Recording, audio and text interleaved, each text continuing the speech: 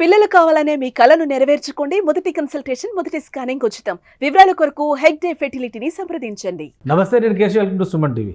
ఆంధ్రప్రదేశ్ ప్రభుత్వం మరో పెద్ద అడుగు ముందుకు వేసింది పారిశ్రామికీకరణ, ముఖ్యంగా ఎలక్ట్రానిక్స్కి సంబంధించినటువంటి రంగంలో. సెమీ కండక్టర్ల తయారీకి సంబంధించి ఏపీ నిజంగానే దేశానికే మార్గదర్శకం కాబోతుందా? అసలు రాష్ట్ర ప్రభుత్వం తీసుకున్నటువంటి నిర్ణయం ఏంటి? ఈ అంశాన్ని విశ్లేషించేటువంటి ప్రయత్నం చేద్దాం. మనతో పాటు అనలిస్ట్ సుబ్రహ్మణ్యం గారు ఉన్నారు. సుబ్రహ్మణ్యం గారు నమస్కారం. నమస్కారం. సెమీ కండక్టర్ల రంగంలో పెద్ద ఎత్తున పెట్టుబడులను ఆహ్వానిస్తాం, ఆకర్షిస్తాం అనే మాటలు పదే పదే ముఖ్యమంత్రి చంద్రబాబు నాయుడు అలానే ఐటీ మినిస్టర్ నారా లోకేష్ కూడా చెప్పారు. ఇప్పుడు సెమీ కండక్టర్స్ రంగంలో ఒక భారీ ప్రాజెక్టు ఏపీకి రాబోతుంది అనేది సమాచారం. అవును సార్. ఏంటి అసలు ఆ సారాంశం ఏంటి? నిజంగానే అది భారీ ప్రాజెక్టా? ఎలాంటి ప్రయోజనాలు జరుగుతాయి? సార్, ఇప్పుడు కర్నూలు జిల్లాలో ఓర్వకల్లులో ఉన్నటువంటి మెగా ఇండస్ట్రియల్ ప్రాజెక్ట్లో అక్కడ ఉన్న హబ్లో ఇది ఒక పరిశ్రమకు సంబంధించి ఇంచుమించు 14,000 కోట్లు పెట్టుబడి పెట్టగలిగేటటువంటి సెమీ కండక్టర్ సంబంధించిన కంపెనీ. బేసిక్గా జపాన్ కంపెనీ ఇండియాలో ఒక ఐటీ కంపెనీతో కలిపి పెట్టడానికి ఆల్మోస్ట్ పనులన్నీ పూర్తయినాయి. నాకు తెలిసి జనవరి 2వ వారంలో MOU అయ్యేదానికి అన్ని పనులు ముందరకు జరుగుతున్నాయి.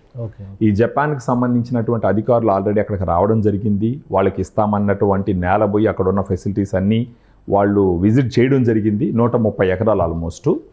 ఇప్పుడు దాంట్లో ఆ ప్రాజెక్టు పనులు పూర్తయి ప్రాజెక్టు ఫంక్షన్లోకి వస్తే కనుక డైరెక్ట్గా ఒక 2,000 మందికి ఉద్యోగం దొరికే అవకాశం, ఇండైరెక్ట్గా ఒక 10,000 మందికి ఉద్యోగాలు దొరికేటటువంటి ఒక అవకాశం. ఇండైరెక్ట్ ఎంప్లాయ్మెంట్ ఎక్కువ. ఇండైరెక్ట్ ఎంప్లాయ్మెంట్ జనరల్గా అది ఎప్పుడు ఉంటుంది సార్, దాని సప్లయర్స్ అది ఇది లాజిస్టిక్స్ అవి ఇవి ఉండేది అవకాశం ఎక్కువ అనమాట. ఇది ఇక్కడ మనం మాట్లాడాల్సింది ఏంటంటే ఈ ప్రాజెక్టు MOU అయ్యి అక్కడ స్టార్ట్ అయితే భారతదేశానికే తలమానికం అని అంటున్నారు. ఎందుకంటే సెమీ కండక్టర్స్ బిజినెస్ సంబంధించి సింగిల్ కంపెనీ 14,000 crores ఇన్వెస్ట్మెంట్ అనమాట. Heavy investment. ఇండియాలో ఇంత పెద్ద ఫ్యాక్టరీ, ఇంత పెద్ద సంస్థ వచ్చే ఛాన్స్ ఎక్కడ లేదు ఇప్పటి వరకు. ఇక్కడ వచ్చిందంటే ఇది అవుతుంది అనమాట. దీంట్లో ఇంకోటి మనం అనుకోవాల్సింది ఏంటంటే ఈ సెమీ కండక్టర్స్కి ఎలక్ట్రిసిటీ రిక్వైర్మెంట్ ఎక్కువ. ఇప్పుడు ఆ కర్నూలు చుట్టుపక్కల చూసినామంటే మొదటి నుంచి మనం మాట్లాడుతున్నాము, కర్నూలుని రెన్యూబుల్ ఎనర్జీకి దాన్ని ఒక కేంద్రంగా చేయడానికి చేస్తున్నటువంటి ప్రయత్నం. గాలి ద్వారా, ఆ తర్వాత పవన విద్యుత్, సౌర విద్యుత్, ఏషియాలోనే లార్జెస్ట్ సోలార్ పవర్ ప్లాంట్ అక్కడ ఏర్పాటు చేస్తున్నారు. సో ఆ ఎలక్ట్రిసిటీని అక్కడ వాడచ్చు. సెకండ్, అక్కడ ఉన్నటువంటి airport Oracle airport, Kurnool airport అంటారు, ఓరకల్ ఎయిర్పోర్ట్ ఓరకల్లోనే ఉంటుంది. అవును సార్. అలాగే అది హైదరాబాద్ బెంగళూరు ఇండస్ట్రియల్ కారిడార్, ఆ కారిడార్లో ఏర్పాటు చేసినటువంటి ఇండస్ట్రియల్. అవును. అసలు ఈ సెమీ కండక్టర్లు దేనికి ఉపయోగిస్తారు? అంత విరివిగా వినియోగం ఉంటుందా? అసలు ఎందుకు దానికి అంత ప్రాధాన్యం ఉందని చెప్పని భావించాల్సి వస్తుంది? ఖచ్చితంగా సార్. ఇది లేకుండా ఎక్కడ కూడా పనులు జరగనటువంటి సిచ్యువేషన్. ఫర్ ఎగ్జాంపుల్ ఇప్పుడు మీరు చూసినారంటే ఇంట్లో ఫ్యాన్ని స్పీడ్ పెంచాలా అనుకోండి, మనం అక్కడుండే రెగ్యులేటర్ని తిప్పుతాం. అంటే ఆ రెగ్యులేటర్ తిప్పడం వల్ల పవర్ పెరగడము తగ్గడం జరుగుతుంది. ఎక్కువగా 4 తిరగాలంటే 4 తిప్పినామంటే దానికి తగ్గ కరెంట్ పోతుంది అక్కడికి. ఒకవేళ అది 1 తిప్పినామంటే కొంచెం స్లోగా తిరుగుతుంది, దాని తగ్గ కరెంట్ సప్లై అవుతుంది. సో ఈ సెమీ కండక్టర్స్ కూడా ఈ ఎలక్ట్రిసిటీని కంట్రోల్ చేయడము, వదలడము, స్టోర్ చేయడం, అంటే బ్లాక్ చేయడం, రెగ్యులేట్ చేయడానికి ఉపయోగపడతాయి. ప్రత్యేకించి ప్రస్తుతం మన జీవితంలో, మన శరీరంలో ఎలాగైతే మనకు కాళ్ళు చేతులు భాగాలైనాయో అదేవిధంగా భాగాలైనటువంటి కొన్ని వస్తువులు మీరు చూడాలంటే సెల్ ఫోను, తర్వాత కంప్యూటరు, తర్వాత ల్యాప్టాప్స్, ఇవన్నీ ఈ ఎలక్ట్రానిక్ గ్యాడ్జెట్స్ మొత్తం వీటన్నిటిలో సెమీ కండక్టర్స్ వాడకుండా అవి పూర్తయ్యే సిచ్యువేషన్స్, ఏ ప్రోడక్ట్ తయారయ్యేటటువంటి సిచ్యువేషన్ కాదు. అది కాకుండా ఇప్పుడు ఒక డీప్ టెక్నాలజీ, గ్రేట్ టెక్నాలజీ వాడి వీటిని తయారు చేస్తే, ఈ సెమీ కండక్టర్స్ తయారు చేస్తే వాటికి గ్రేట్ ఫ్యూచర్ ఉంటుంది అన్నది ఒక పాయింట్. ఎక్కడి నుంచి ఎక్స్పోర్ట్స్ పెరిగితే మన దేశానికి కూడా, ప్రత్యేకించి మన రాష్ట్రానికి ఆదాయం ఎక్కువ వచ్చేదానికి అవకాశాలు చాలా ఎక్కువ. Electronic city Bengaluru, hi tech city Hyderabad, రెండింటికి మధ్యలో టెక్నాలజీకి సంబంధించినటువంటి రెండింటికి మధ్యలో వస్తుంది ఓరకల్ ఇండస్ట్రియల్ నాడ్ కూడా. అవును. సో అక్కడ పెట్టేటువంటి విషయంలో అంటే ప్రభుత్వం చాలామంది డిస్కషన్ ఏంటంటే అమరావతి, పోలవరం అంతా అటే ఉందని అడిగేది. సో ఈ ఇండస్ట్రియల్ కారిడార్లో పెట్టబోయేటువంటి పరిశ్రమ వలన రాయలసీమకు కానీ, వెనుకబడిన ప్రాంతం కాబట్టి రాయలసీమకు కానీ, అలానే రాయలసీమ ప్రజలకి ఎలాంటి ప్రయోజనాలు జరిగే అవకాశం? సో ఇప్పుడు అక్కడ బేసిక్గా వచ్చేసి ఉద్యోగ కల్పనే సార్. ప్రైమరీగా మనం చూసినామంటే అక్కడ ఉద్యోగాలు వచ్చేదానికి, అంటే డైరెక్ట్గా ఒక 2,000 మందికి, ఇండైరెక్ట్గా 10,000 మందికి, అంటే ఈ ఇండైరెక్ట్ 10,000 మంది అక్కడికి సంబంధించిన ప్రజలు ఉండేదానికి అవకాశాలు ఎక్కువ. ఓకే. ఈ డైరెక్ట్గా 2000 మందికి సంబంధించి టెక్నీషియన్స్ ఉంటారు, భారతదేశంలో వేరే వేరే చోట్ల నుంచి కూడా వచ్చి పనిచేసేదానికి అవకాశం ఉంటుంది. ఈ ఇండైరెక్ట్ ఎంప్లాయ్మెంట్ అన్నది అక్కడున్న లెబోరియస్ వర్క్ కావచ్చు, లాజిస్టిక్స్ కావచ్చు, ఈ స్టోర్ చేసేటివి కావచ్చు, వాటన్నిటికీ అవకాశం ఉండేటటువంటి ఒక సిచ్యువేషన్. సో ఖచ్చితంగా అక్కడ కర్నూలు, ఆ తర్వాత కడప, ఈ నంద్యాల, ఈ ఆళ్ళగడ్డ, ఈ ప్రాంతం ఇంకా అనంతపూరు, వీటన్నిటికి సంబంధించి ఎంతోమందికి ఉద్యోగాలు వచ్చేదానికి అవకాశాలు చాలా మెండుగా ఉంటాయి. అన్నిటికీ మించి ఇది ఇండియాలోనే సెమీ కండక్టర్స్ లో ప్రాజెక్ట్ అవుతుంది, ఎందుకంటే ఇండో జాపనీస్ కొలాబరేషన్ లో వస్తున్నటువంటి ప్రాజెక్ట్ ఇది. అవును. అంత పెద్ద ఎత్తున చేస్తున్నారు. ఇప్పుడు సిస్టమ్స్ లో వాడే ఐసీలు కానీ, అవును, కంప్యూటర్స్ వాడేటువంటి వీటిలో బాగా అన్నిట్లో చిప్స్. అవును, ఇవి చిప్స్ గానే పనిచేస్తాయి. సిమ్ కార్డులు వాడే వాటికి కూడా ఈ సెమీ కండక్టర్ల వినియోగం ఉంటుందని చెప్పారు. అంటే ఒక రకంగా చిప్ మేకింగ్ ఇండస్ట్రీకి ఏపీ హబ్ అయ్యేదానికి. అంటే ఇది వచ్చిందంటే వాళ్ళు అనేది కూడా అదే సార్, ఇప్పుడు ఇది వచ్చిందంటే 14,000 కోట్లతో ఇండియాలోనే ఇంత పెద్ద ప్రాజెక్ట్ ఎక్కడా లేదన్నది వాళ్ళ పాయింట్. ఓకే. ఇప్పుడు అంత పెద్ద ప్రాజెక్టు ఇక్కడ మన కర్నూలు దగ్గర ఓర్వకల్లో వచ్చిందేనంటే ఖచ్చితంగా అది ఆంధ్రప్రదేశ్కి, అంటే ఆంధ్రప్రదేశ్కి గర్వకారణం అవుతుంది, ఒక కలికితురాయిలాగా చేరుతుంది. అదే కాకుండా భారతదేశానికే తలమానికం అని చెప్తున్నారు. అందులో ఇక్కడికి వచ్చే కంపెనీ కూడా ఏ చైనా నుంచో లేకపోతే ఏ ఇండోనేషియా నుంచో కాదు, జపాన్ అంటే మీకు తెలుసు, ప్రపంచంలోనే జపాన్ వచ్చేసి ఎలక్ట్రానిక్స్లో అందరికీ తాత. సో అక్కడి నుంచి వచ్చేటటువంటి ఒక కంపెనీ.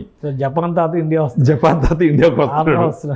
తాత ఇంకా మనకు వరల్డ్ వైడ్ చూసుకున్నామంటే జపాన్ ఎలక్ట్రానిక్స్లో వాళ్ళు కొట్టేవాళ్ళు లేదు. బెస్ట్ బ్రాండ్స్ అండి జపనీస్ బ్రాండ్స్, సోనీ కానీ అన్నీ ఆనించే వస్తాయి. సో అలాంటి వాళ్ళు ఆంధ్రప్రదేశ్కి వచ్చి 14,000 కోట్లు పెట్టిన టీజీ భరత్ గారు పరిశ్రమల శాఖ మంత్రి, ఆయన అదే అంటారు, చంద్రబాబు నాయుడు గారికి ఉన్నటువంటి బ్రాండ్ ఇమేజ్ వల్లనే ఒకే పరిశ్రమకు సంబంధించి 14,000 కోట్లు ప్రాజెక్ట్ ఇక్కడ రావటానికి అన్ని దారులు సుగమం అయినాయి.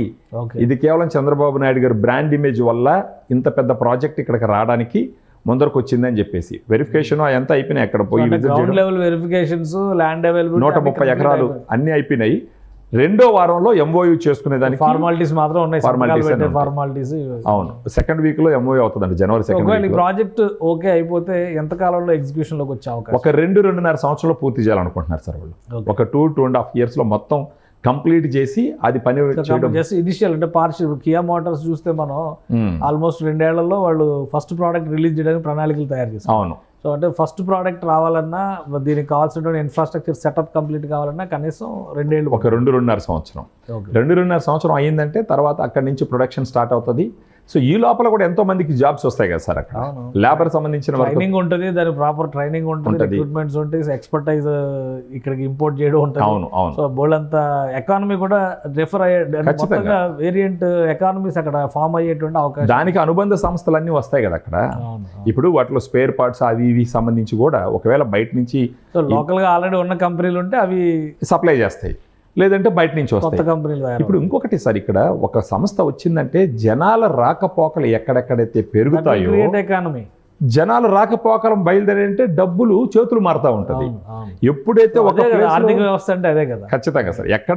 ఎప్పుడైతే జనాలు ఒక దగ్గర ఎక్కువ మంది ఉండి డబ్బులు చేతులు మారుతా ఉందంటే, ఇప్పుడు నా చేతిలో నుంచి మీ చేతిలోకి వచ్చి మీ దగ్గర ఏదైనా ఒక ప్రోడక్ట్ కొన్నానంటే దాంట్లో కొంత భాగం ట్యాక్స్ రూపంలో గవర్నమెంట్కి పోతుంది కదా.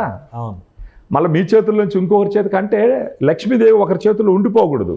లక్ష్మీదేవి ఒకరి చేతిలో ఉండిపోతే ఉంచుకున్నోడికి ఉపయోగం ఉండదు, రాష్ట్రానికి ఉపయోగం ఉండదు. ఈ లక్ష్మీదేవి కదలుతా ఉండాలన్నమాట. నలుగురు చేతులు మారుతా ఉంటే సర్క్యులేట్ అయితే నలుగురికి ఉపయోగపడుతుంది.